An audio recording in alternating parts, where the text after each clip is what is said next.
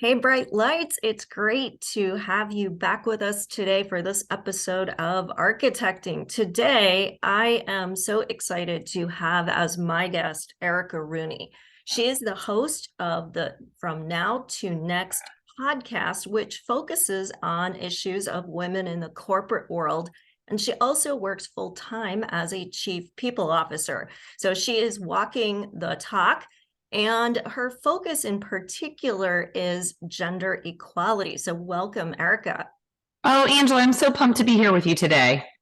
So your big focus in your career has been noticing that there's this thing out there that you call glass ceilings and sticky floors. So can you share a little bit about how you came to this realization, where you've seen it show up in your career and also in the career of other people that you work with? Oh my gosh, yes. So I am a person with a growth mindset, and I've always wanted to grow and scale and continue to learn more. And I actually started my corporate career at Verizon in fitness and wellness. And within 8 years, I hit my ceiling. There were no more positions in the fitness realm within Verizon. And I quickly pivoted into HR because for me, I felt like, wow, I could go anywhere with this career. And as I started going through corporate America, working for different companies, especially in HR, which is a very heavily female dominated industry, right? I noticed that all of the leaders in HR were male, but none of the individual contributors were. So, like, how did that even happen? Because if there are no males to raise up, how are they getting these roles? And they were not even coming from HR backgrounds. And that's when I first started to see that there was this proverbial glass ceiling where men were getting into the director and VP levels, but women were maintaining the individual contributors. So I was like, well, I'm not dealing with that. Like, I'm gonna be something. And really went all in and quickly climbed the corporate ladder all the way to the top. So today I sit as a chief people officer, as you said, but I'm one of the few. There's not many women in this C-level role. And as I started to dig into how women are treated in the workplace, the things that we have to work through and endure and tolerate just to climb the corporate ladder, I started realizing like this really isn't fair. And I'm a mom, I've got a boy and a girl, and I'm looking at how they walk through the world and how people talk to them and how people treat them. And I'm like, I don't want my daughter to go through this.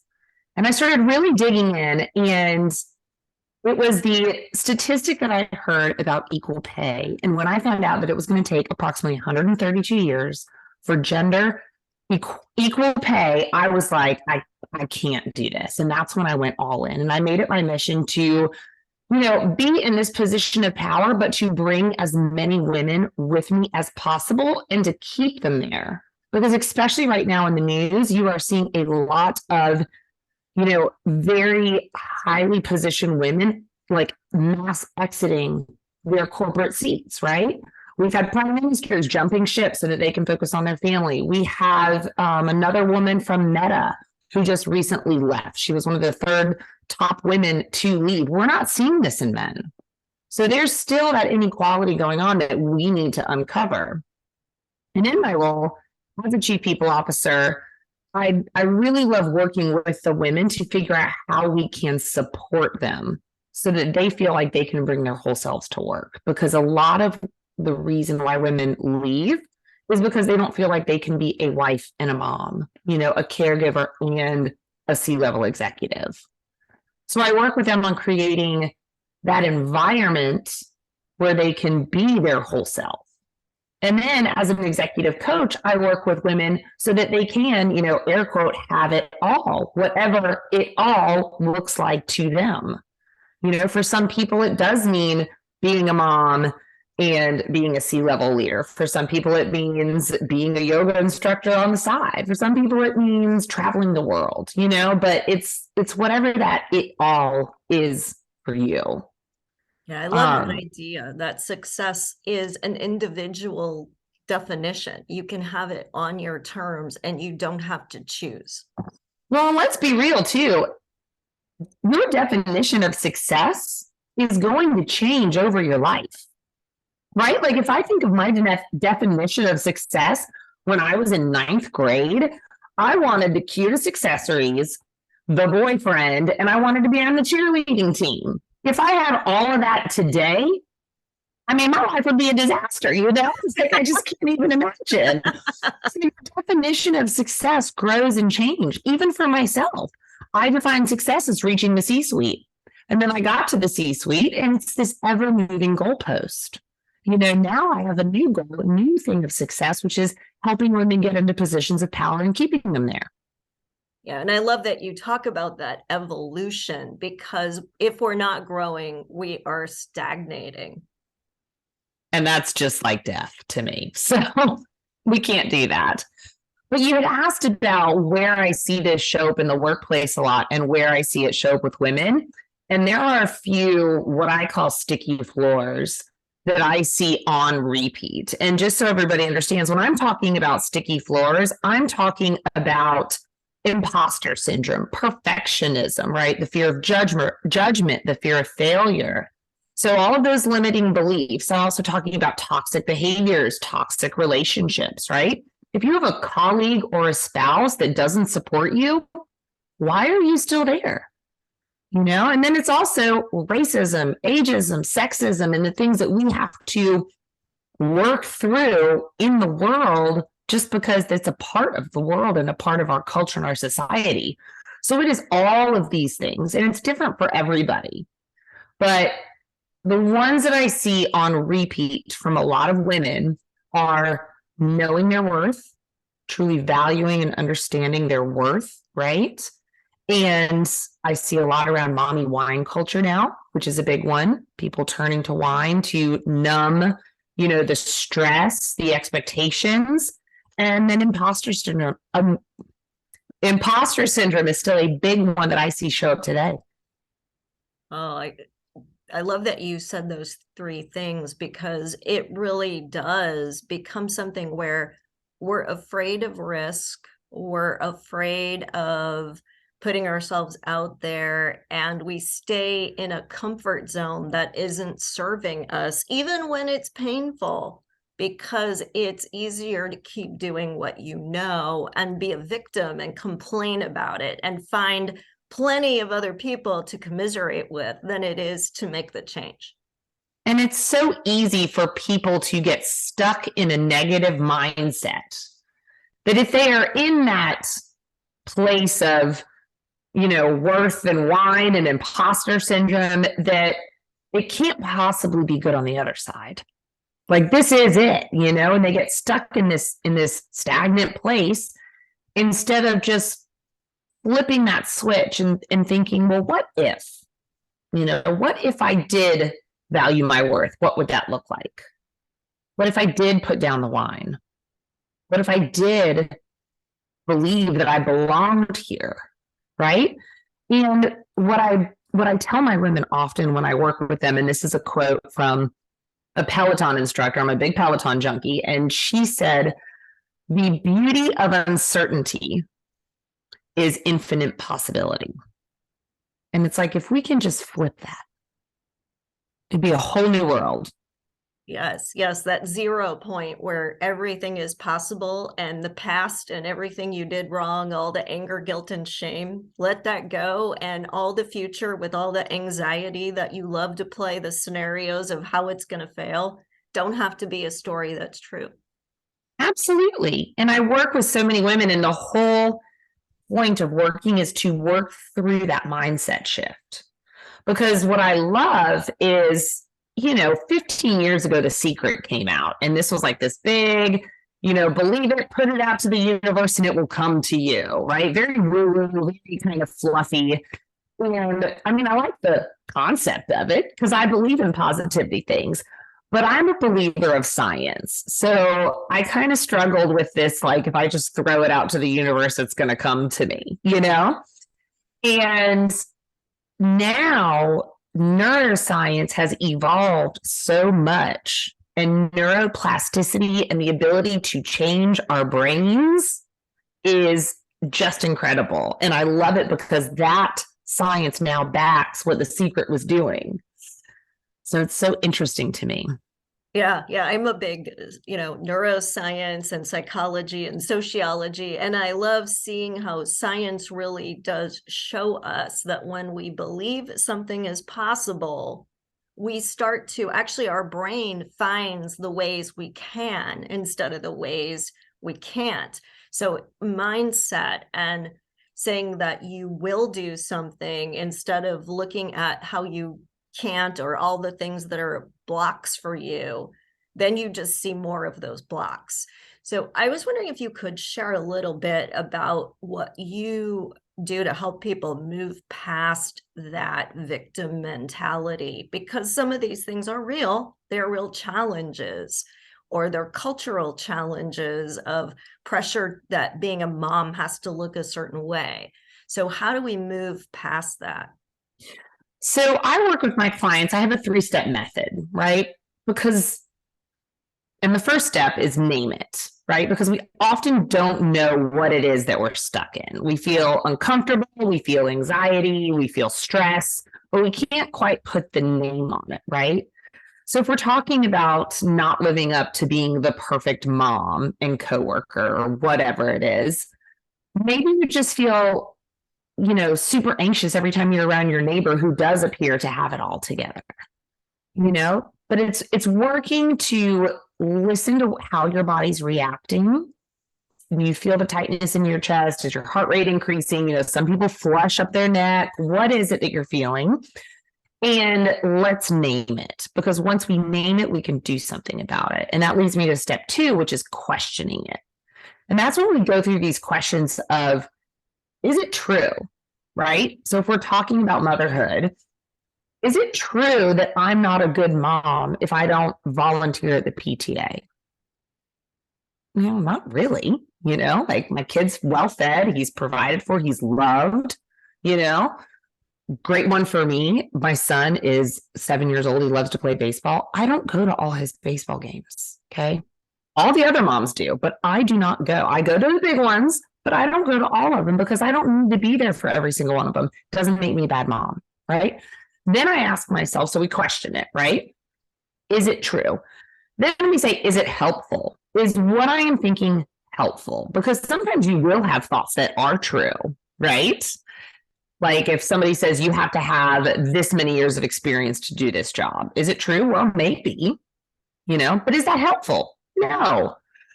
So we name it, we question it, and then we shift it. And that's the 3rd step. And that's about flipping the coin and looking at the other side and just tweaking how we are looking at it and just being curious about that, right? Like, okay, I don't go to these baseball games and I don't volunteer at the PTA. I'm a bad mom. That's the thought we have, right? If we're questioning it and we're like, okay, let's shift that. Like, I don't go to these games, but I do read to them every single night, right? I do lay with them in bed and we talk about the 3 things that we're grateful for. We talk about the highs and the lows of our day. Those moms who are volunteering in the PTA, do they do that? I mean, maybe not. But you start to see the other side of the coin and you kind of really dig in and uncover really the BS that is your belief system, right? And you can shift that and understand that you are a good mom. You just might not look exactly the way your neighbor does.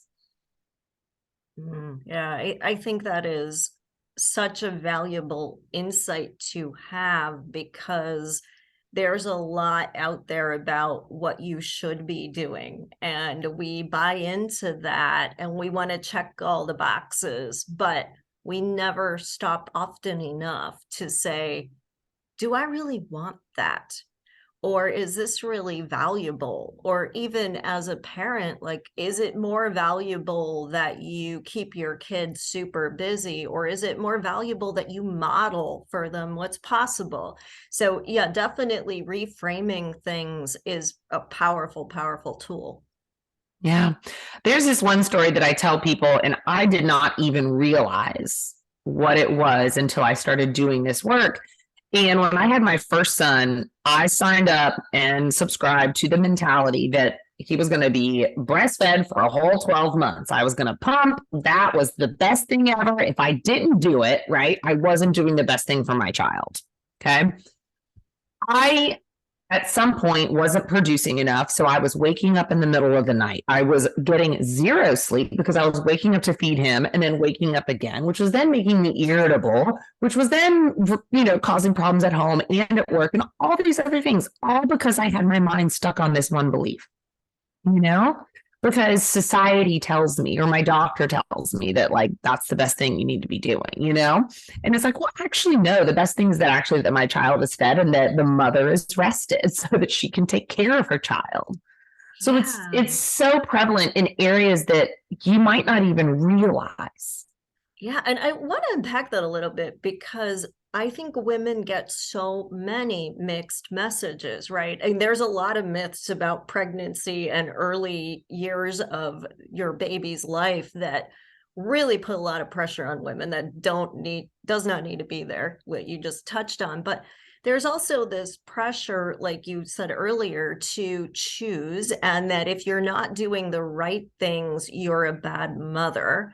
There's also this pressure about the role you need to play at work, and that maybe you need to be more nurturing, or that just because you're a woman, you represent all women's point of view. And that doesn't acknowledge the diversity in the workplace at all. So No. What are your thoughts on these mixed messages and how to sift Oh through my them? gosh. It is wild because we are literally told to like lean in, but not too far, right? To speak up, but don't be too loud. Be more decisive, but don't be a bee, And then we're also told to work like we don't have kids, but be a mom like we don't have a job. Like we are literally being split in two, pulled in both directions. And until you slow down enough to stop and say, what is the right thing for me? What is the right thing for my family? And how does this fit into my current definition of success? And then you follow that path, right? They're very individual paths because every woman, every family is different, and if you're lucky enough to land in a corporate world, if that's what you choose to do, that supports that type of lifestyle and women in the workplace, then good for you. And if you don't, you might want to start looking. Yeah. And how do you discern though? Because definitely you can say, I don't like this. This isn't serving me. But you could be an advocate for change, or you could choose to leave and find something that feels more aligned. How do you know the difference? So I would say that in my role as a chief people officer, as an executive, it is my privilege to have that title and to live the way that I live because nobody's going to tell me otherwise. They're not going to argue with me, right? But as an individual contributor, you have a lot more on the line. You haven't been in the corporate America for 27 years and worked your way up the corporate ladder. So as an executive, I feel as if it is my duty, to pave the road so that other women can come up behind me, right? Like it is my duty as a mom, as a chief people officer that believes in equity to put on my calendar, I'm going to pick my kids up from school. Don't call me for the next hour, right? Someone who's an individual contributor might not feel like they have to do that.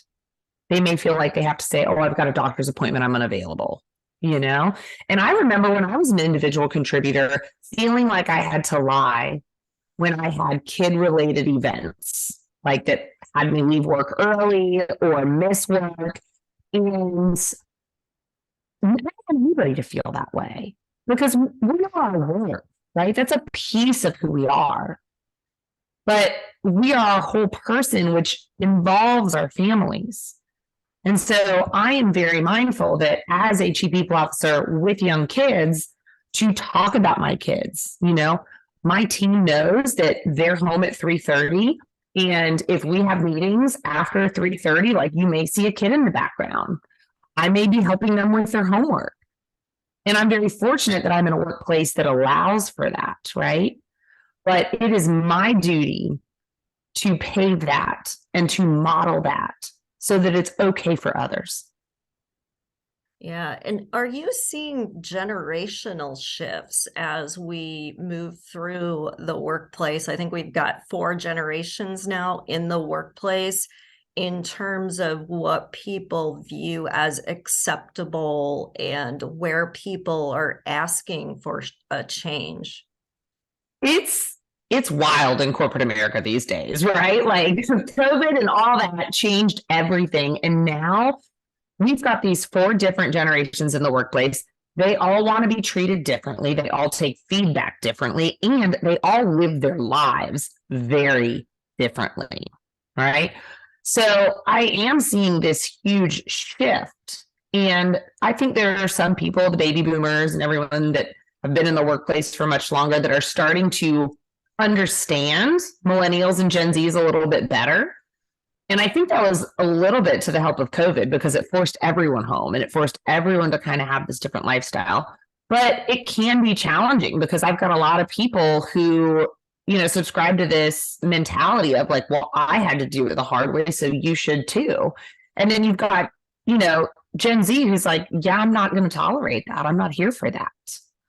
So you have to adapt because they're not wrong, and we always as a society should be adapting. And we now have this generation that's not going to stand for having this complete separation of church and state, family and work, which I think is fabulous. Yeah. Yeah. I mean, a lot of times people say work-life balance, like, it's work-life integration because they're Absolutely. Interconnected now. It's not a compartment for one and a compartment for the other. Absolutely. I mean, the view that you see on my screen today with a little play kitchen and a dog, that's what my colleagues see, and it's really wonderful in a sense because they get to see a little bit more of who I am and my life. So I choose to be more vulnerable and show this to everybody around me. I don't blur my screen. I don't, put a nice fancy background behind me. Like, I want them to see what this reality is. Yeah. No, I think that's great that you're saying there's integrity in authenticity. Absolutely. Absolutely. Yeah. It because we all want to put on the face, right? The mask, the veneer, and yet we're putting so much energy to keeping up an image that isn't even true. What would happen if we put that energy to something that actually made a difference in our lives? Well, and that is very much a sticky floor that I see all over the place. And call it the sticky floor of perfection, if you will. But people put on this mask in this face of like, I'm the perfect mom. I'm the perfect, colleague, leader, spouse, all those things. But then underneath that mask, you're crumbling from the weight of the expectations. It's not fair, right? None of us are perfect. And it's something that our conscious brain knows, but our unconscious brain struggles to keep up because all over social media, we see moms with 6 kids and 6-pack abs, right?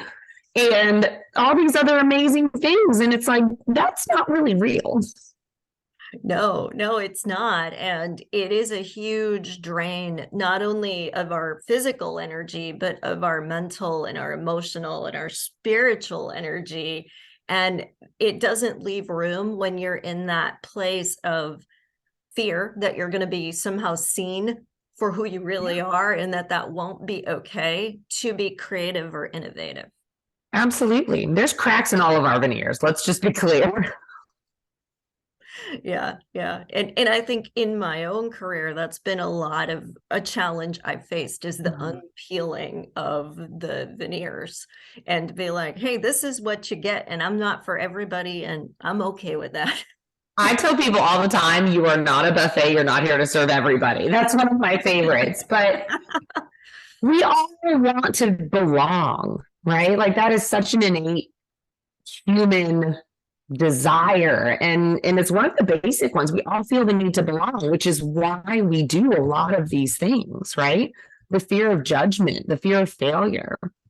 And so before I started my podcast, like I had this idea to start it, but I literally sat on the idea for 6 months because I was like, yeah, people are going to think a certain thing. And, what if nobody listens? And I don't want people to think that like I know everything because I'm having this podcast. And I literally talked myself out of it for 6 months until I finally asked myself, and I went down deep to my core values. One of my most important core values is courage.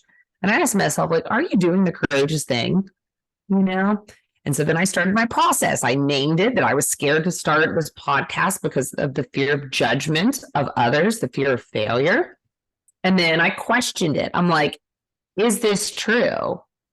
Well, yeah, people might wonder why I'm doing it. People might think that I'm all that I think that because I'm doing this. They might think that, but is that helpful? No.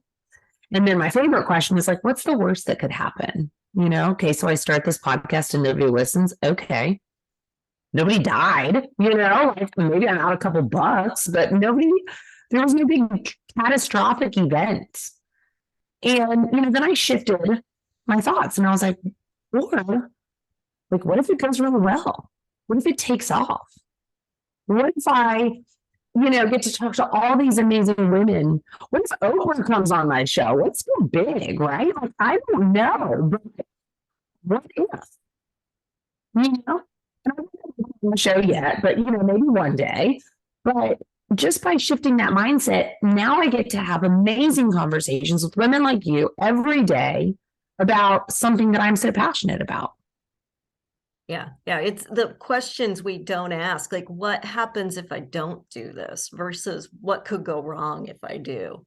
Yeah. And you know what?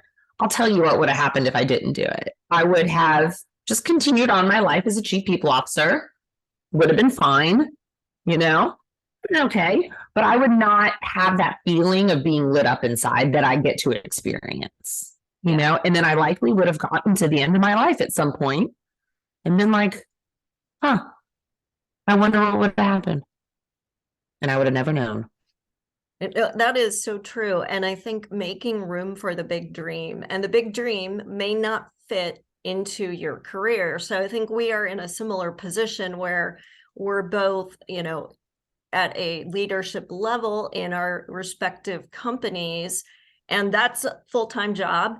Plus, right, it's enough, you would think, but we have more we want to do, and getting beyond the idea that I can only do it through this channel of my job versus there's ways to make space in my life to be the fully realized person, and I'm not too busy. You said something that triggered this thought in my head. You said my job, is enough. And I get that a lot from people. They're like, don't you do enough? Like, you're a chief people officer. Isn't that enough?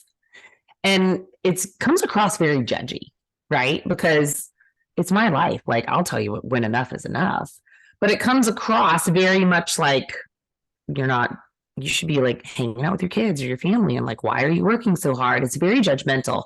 And what I've had to tell myself is it is very much a reflection of them, right? When they see me doing all of these things, it stirs up something inside of them that they probably don't believe they're doing enough.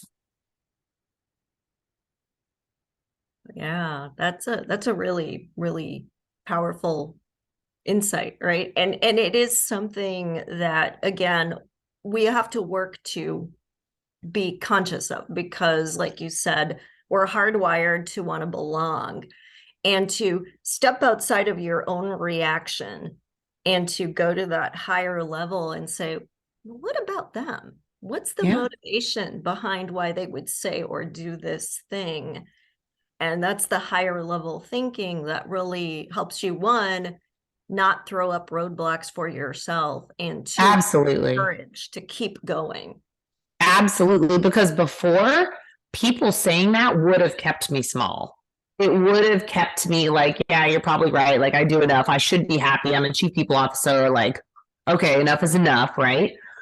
But when I talk to people about the things that I do, and I get two different responses. I get the like, God, you're doing all that? Like, why do you do all that?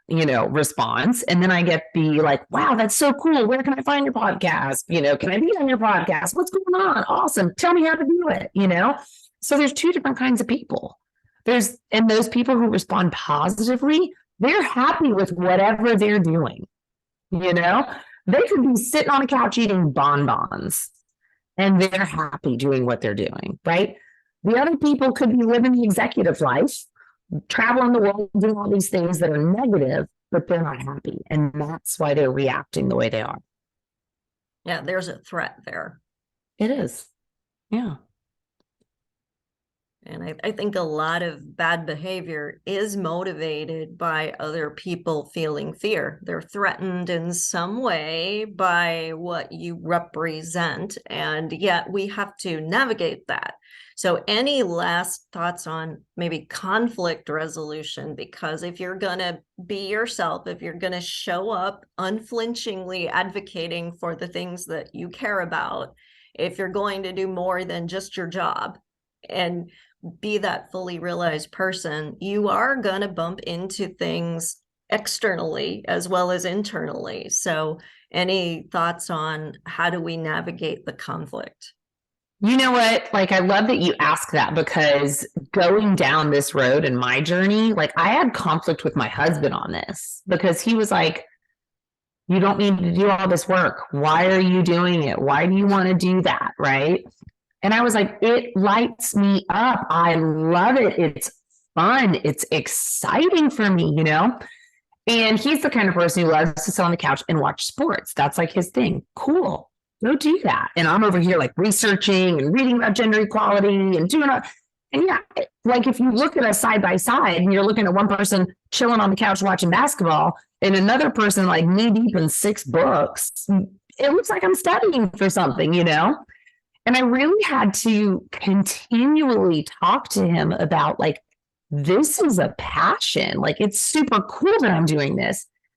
And over time, he has started to see that, right? But again, going back to the hardwiring that you talk about, like, I'm hardwired to do this type of stuff, right? He's hardwired not to, and that's fine. But sometimes he still goes back to that where he's like, you're going to record a podcast on a Saturday? Why would you do that? And it's like, that's when the schedule's open. So here I go, do it, But it's like having that constant reminder that it takes all kinds of people for the world to go round, right? And I am this kind of person, and he is that kind of person.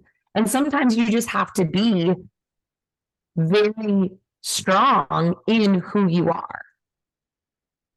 It's not always easy. Yeah, well, thank you so much, Erica. This was an amazing chat. I loved everything you brought up, because I think these are real issues that people face as they try to develop their career. They have doubts, they have fears, they're navigating a lot of challenges, and you've given us so many great tools to be successful in getting to yes in our career and our personal development, so that we can be the people we were meant to be, not follow somebody else's mold for what success should look like. I love the getting to yes. That's very powerful. I love that. Just get to yes. Yeah, it's so important, because we tend to say no to ourselves more than we'd ever say no to anybody else, right? Amen. Amen. You are spot on. So if someone enjoyed this chat and wanted to connect with you more, how can they find you? Oh, absolutely. Well, the first thing I would say is you can listen to my podcast From Now to Next, wherever you're listening to this podcast. But otherwise, you can find me at my website, www.fromnowtonext.org. And I am very active on LinkedIn. That is one of my favorite places to hang out on the internet. And I'll respond. Just message me, say you heard me here, and I would love to chat. Oh, that's wonderful. And so definitely, everyone, if you have an insight or a takeaway, share it, tag Erica. Like, I know she would appreciate knowing the impact that what we just talked about today had on your life. And definitely share any of the outcomes from trying some of these things too. Oh, I'd be tickled. That would be amazing. All right. Well, thank you so much for your time today, and have a great day, the rest of your day. Enjoy this Saturday because you're like me. We fit it in when we can. We do what we do, and I will. Thank you. All right. Take care.